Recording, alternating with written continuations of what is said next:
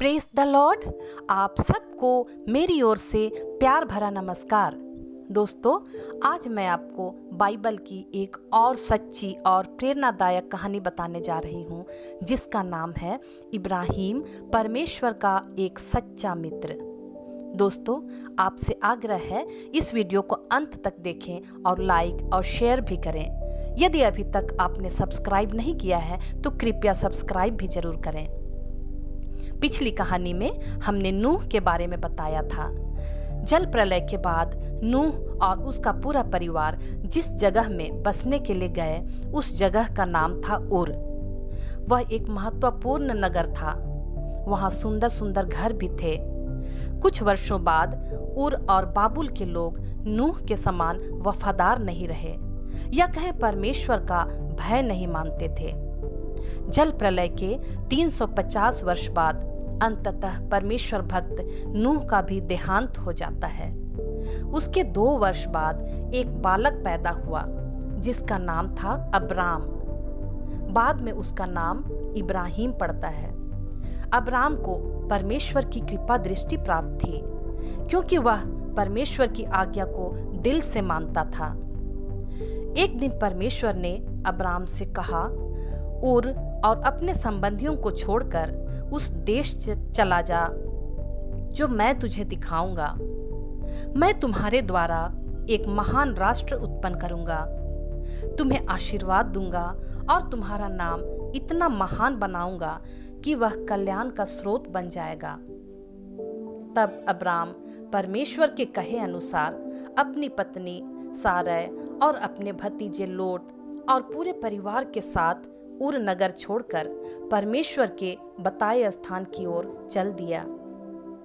वे हारान नामक स्थान पहुंचे, जहां पर अब्राम के पिता तेरह की मृत्यु हो जाती है और अब्राम अपने परिवार के साथ कनान देश की ओर चले जाते हैं। वहां कनान देश में वे तंबू गाड़कर रहने लगे।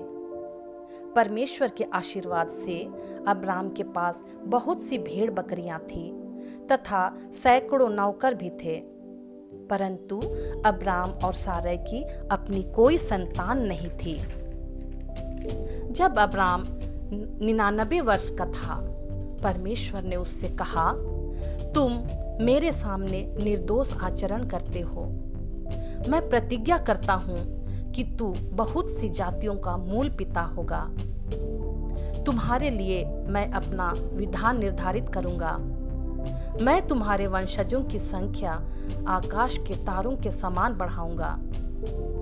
अब से तुम्हारा नाम अब्राम न होकर इब्राहिम होगा और तुम्हारी पत्नी का नाम सारै न होकर सारा होगा। इब्राहिम ने परमेश्वर के कथन पर विश्वास किया, इसीलिए तो वे धार्मिक माने गए।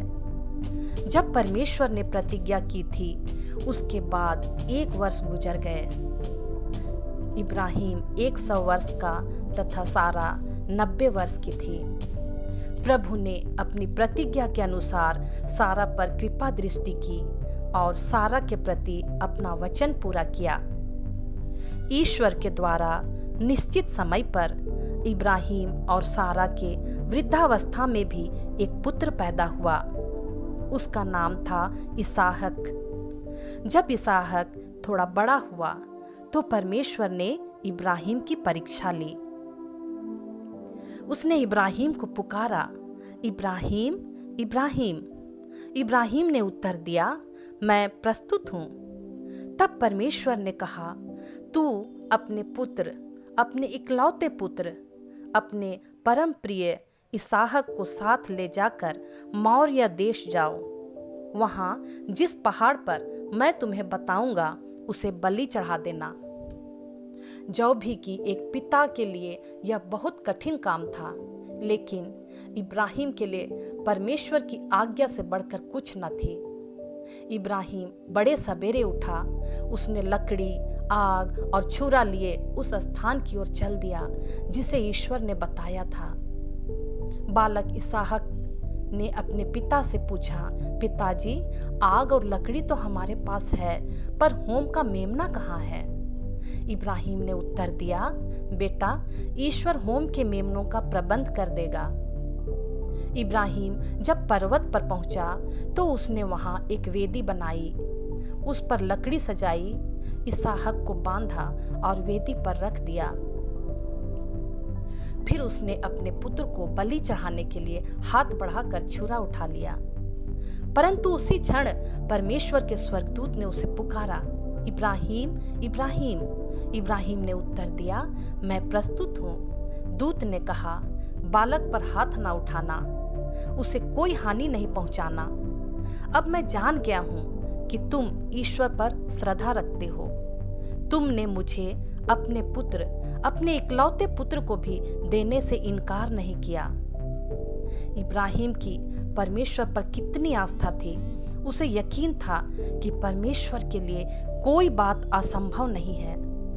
इसलिए परमेश्वर ने होम बलि के लिए प्रबंध किया। इब्राहिम ने आंखें उठाकर देखा कि झाड़ी में एक मेमना सींगों से फंसा हुआ था। इब्राहिम ने जाकर मेमने को पकड़ लिया और उसे अपने पुत्र के बदले बलि चढ़ा दी। हमें भी इब्राहिम की तरह ईश्वर पर पूरा विश्वास करना चाहिए। दोस्तों, आज की कहानी यही समाप्त करती हूँ। मैं फिर आपको एक नई कहानी के साथ जल्द ही मिलने आ रही हूँ। परमेश्वर आप सबको बहुतायत से आशीष प्रदान करे। आमीन। Praise the Lord.